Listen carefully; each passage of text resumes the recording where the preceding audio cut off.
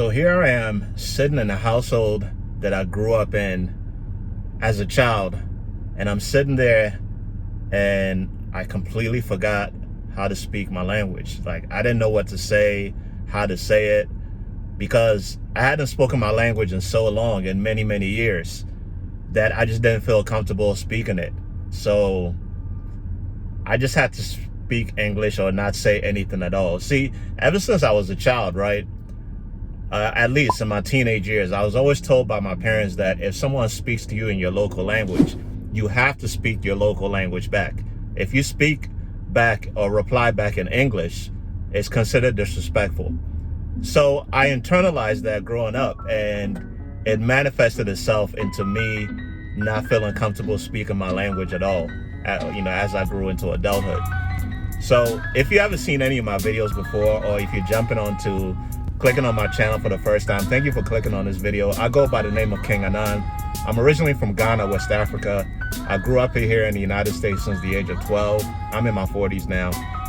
And growing up here in the United States, like I said, I came here when I was 12, and I moved into a household with my father and his wife, who's African American. Okay, so in our household, we spoke English most of the time. At least I'd say 100% of the time we spoke English. And now that I'm married, I could understand probably why my father decided to speak English with me and not our local language back home, which is Fanti. So I guess probably because he didn't want my mom, to feel uncomfortable, because she didn't understand the language. Definitely could not speak it, even though she lived in Ghana a couple of different times, even before she met my father here in the United States. But she didn't speak the language, and of course he probably wanted her to feel comfortable, because if you're in a household and folks are speaking a different language from you, you're always probably thinking like, what are they talking about? Could they be talking about me? If you haven't been in that type of situation, please comment down below and let me know. So yeah, so for the 5 years that I lived with my parents, I never spoke our language. And when I went to college, I went to an HBCU, shout out to Hampton University. And in school, we spoke slang, we spoke American slang, and, I didn't think in my language. Now, if you're a Ghanaian, I don't know if you've been in this type of situation before, but if you have, comment down below. You might be Ghanaian to Ghanaian parents, but you were born here in the United States, and your parents chose to speak to you in English. Or you might have immigrated here like myself at a very young age, and your parents decided to speak to you in English and not your local language. Or it kind of happened that you might have not felt comfortable, because living here in the United States is different. After a while, you become Americanized. You lose your Ghanaian accent, because I had a completely different accent than I do right now, even though I might sound more Ghanaian. Because right now, at this point in my life, whenever I go somewhere, someone asks me, like, where are you from? Are you from Haiti or somewhere like that? And I'm like, no, I'm from Ghana. And back in the day, they used to be like, Guyana. No, I'm like, no, I'm from Ghana, West Africa. So anyway, back to the story. So for the first 10 years of my life living here in the United States, I didn't speak a lick of Fanti, which is my local language back home in Ghana. It's kind of like Tree. We're members of the Akan ethnic group. Okay, you might hear it sometimes when you go to Ghana, but mostly in Accra, they speak Tree mostly. Tree and obviously English. And then if you go to the Western region or Cape Coast, Central region, they speak Fanti. Different versions of Fanti, but yeah. So anyway, at some point as I was growing up, as I got into adulthood, I graduated from college. I decided to stay down at Hampton for a couple of years after college, and then eventually I moved up to Northern Virginia, to the DMV. Now, in the DMV, DC, Maryland, and Virginia, for those who don't know, there happens to be a good number of Ghanaians, especially in Maryland, Montgomery County, and in Northern Virginia, which is right outside of Washington, DC. So I started being around Ghanaians more often. I'd see Ghanaians pretty much everywhere. Wherever you go, you see somebody that would look Ghanaian, okay? And there was a lot of anxiety that came with that, because I felt that they might know that I'm from Ghana and they would try to speak the language with me, and I didn't want to sound stupid, because I wouldn't know how to respond. even though the language was still there, because really, at this point in my life, I realized that you never actually know or forget how to speak your language. It's always there in your subconscious because it's something that you learned as a child. Anything that you pretty much learned as a child, it's always there in the back of your subconscious. It can reproduce themselves into adulthood in so many different ways, right? So, yeah, I didn't want to be. It's not that I intentionally didn't want to be around Ghanaians, but just for that reason, that it was a lot of anxiety that came with it, being around Ghanaians, because I felt that they would speak the language and I wouldn't know what to say, because there were some things that I forgot. There were basic things that I remembered, of course, like, etisang, otiden, boko, those kind of things, that's like, how are you? I'm doing fine. Those kind of basic phrases, of course, you can't forget the basic things always. You always go back to basics, right?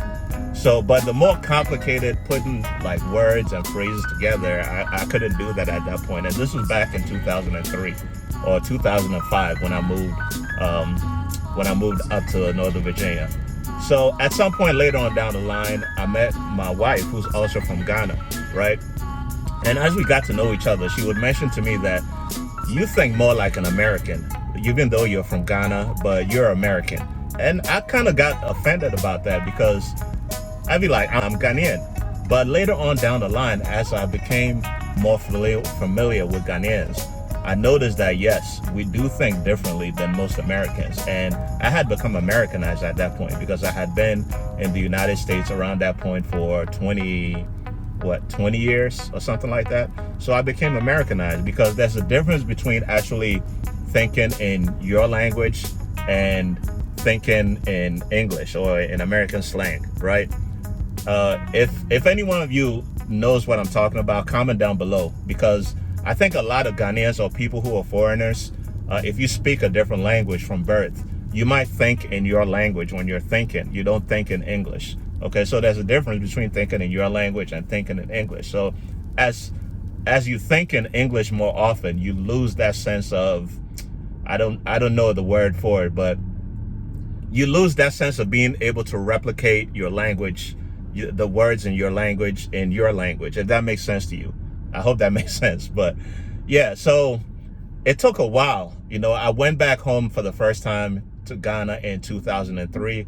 And as I got around my family, they would speak English to me, because if they spoke our language, like sometimes I wouldn't know how to respond. I would try to speak English back, and I didn't want to, like, as they were saying, Ghana, bust my slang, my American slang, right? And I couldn't speak Fanti, our language, comfortably, right? So I was really acting really withdrawn. Like I felt like I stuck out like a sore thumb in the household that I grew up in, and with my family. These are my family members who raised me. One of my uncles used to cut my hair as I was little. All those people were around, and I couldn't communicate with them the way that I wanted to. So it was kind of crazy. But yeah, but now, I can speak my language more fluently because I've been to Ghana quite a few more times. And I'm wondering if you guys ever been through a similar situation in life. And I'd like for you to share it down below and let me know, because I don't think it's really anything to be embarrassed about. If you're watching this video, you might be thinking, like, why would I even admit something like that? Like, I forgot my local language or my native tongue, right? But I think revealing certain parts of yourself as human beings is part of humanity. We all go through different experiences in life, and it makes us who we are, right? There's value in the different experiences that we all go through in life. For example, for me, starting this YouTube channel because I wanted to help bridge the gap between African Americans and continental Africans because of the experiences that I've been through in my life. I know that there's a lot of people out there, you might be watching this channel right now, you thought about starting a YouTube channel, but you didn't want to because you're afraid of what somebody might think about you, about what you say. You might not feel comfortable in front of the camera or whatnot. And I say, go ahead and do it. I mean, we all got to start somewhere. I have a saying that you got to be bad in order to be good. You got to be good in order to be great. You got to be great in order to be excellent. And you got to be excellent in order to be a legend. Anybody that you see whatever, athlete or whatever, they didn't just get there and become who they are right now. They started somewhere. You know, your most famous or your most well-liked YouTuber had to start off just like I started off a year ago, and then eventually they became fantastic, like you're seeing them right now. You enjoy watching their content on YouTube. So every person has valuable experiences that they go through, and you can share on YouTube just like I'm sharing right now. So I hope this brought value into your life. I hope you enjoyed the content.